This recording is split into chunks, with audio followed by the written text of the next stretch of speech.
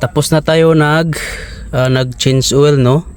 So Mitsubishi Expander, tapos na tayo nag change oil. So ngayon ang gagawin natin is mag reset tayo ng oil niya. Reset tayo ng oil life niya. So ang gagawin natin is ipindot natin tong info. Yon, ipindot natin siya, no?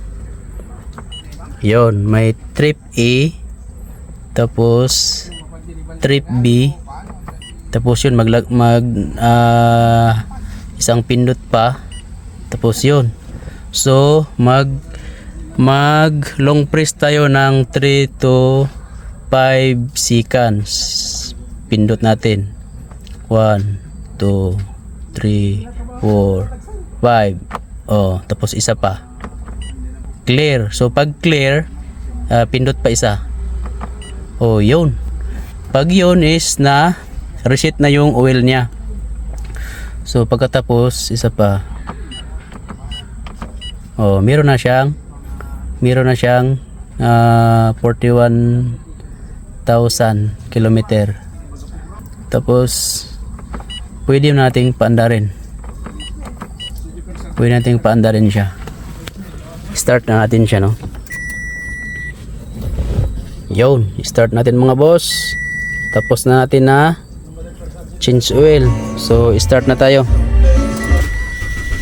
Yun. So ganun lang mag change oil, no? So ngayon ganun lang ang pag-reset ng oil kung kayo ang mag-change oil ng Mitsubishi Expander ninyo. So yun lang ang gagawin nyo mga boss. So ngayon paandarin natin ng mga 3 minutes. Paandarin natin ng mga 3 minutes, no? Or 3 to 5 minutes para magsukat tayo sa oil nya. Revolution konti. Yun, revolution tayo konti. Yun, kahit mga 3 minutes lang paandarin natin para doon tayo magsukat sa oil level nya. Kailangan talaga paandarin natin para doon natin masukat yung kung tama ba yung oil level nya, no? So ngayon mga boss is yun, pwede na yun patayin mga boss para magsukat tayo sa oil. Yun.